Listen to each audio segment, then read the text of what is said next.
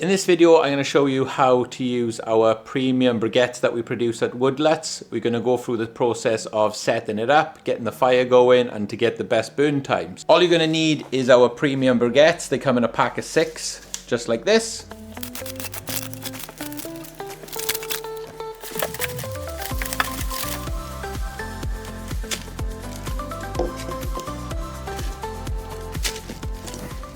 As you've just seen in the clip there, they are really easy to break down into manageable sizes like this. Give you a little bit more versatility as well. But they burn fantastic, either in bits like this or as they come. So the option's yours, it just gives you a little bit more flexibility. I like to chop them in little bits like this. Keep a few whole ones just to give me a bit more variety and a bit more options throughout the burning process. All you're going to need for this are some of our briquettes, a little bit of homemade kindling there, and 2 fire lighters. So to set this up, we will be using 1 full briquette broken in half, and I like to break them in half just to get a bit more airflow around the briquette itself. Obviously, if you can, leave a little bit of ash in your log burner because you'll get the best results like that. We got some of our homemade kindling here, so we'll have 4 pieces of that. You don't need a lot really. And 2 fire lighters, which I'm going to place on top, because the idea is we want it to burn and warm up the flue first and then go down to our briquettes, which then you'll get your long burn time.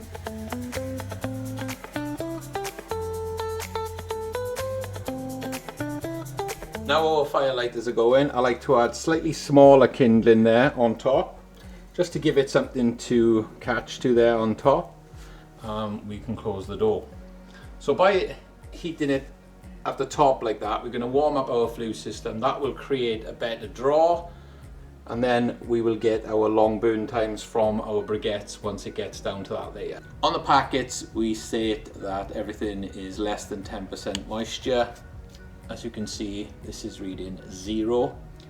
We'll also do the bit that we just broke off. So this is the internal part of these briquettes. I'm really pushing that in hard as well. That is 0.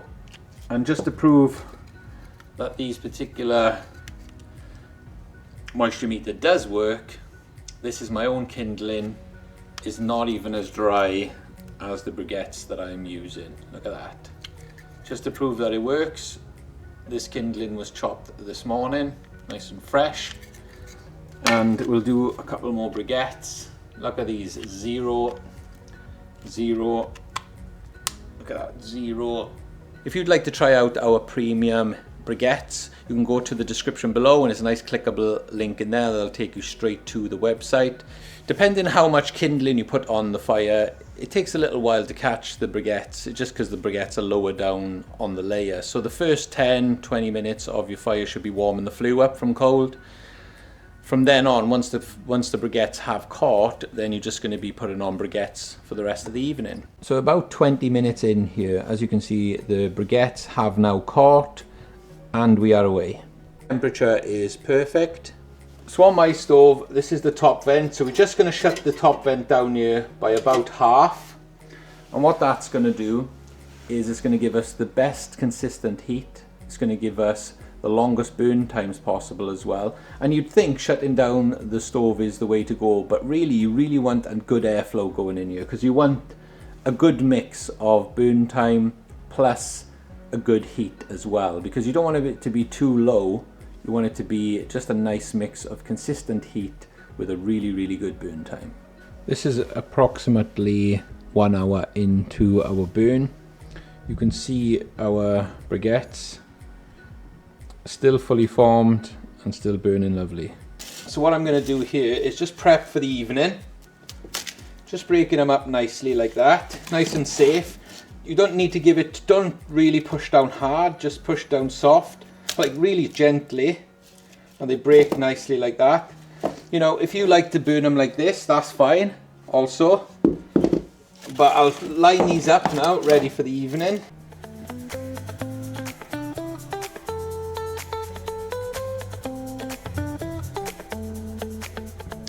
As with all our products at Woodlets, they are fully sustainable, eco-friendly and Clean Air Act compliant with some of the lowest emissions in the business.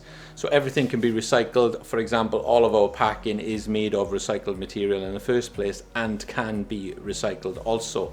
Woodlets also plant 6 million trees, and they also plant more trees than they use, which I really like. So I hope you found this video useful. Thanks for watching. I'll see you on our next video on the Woodlets YouTube channel.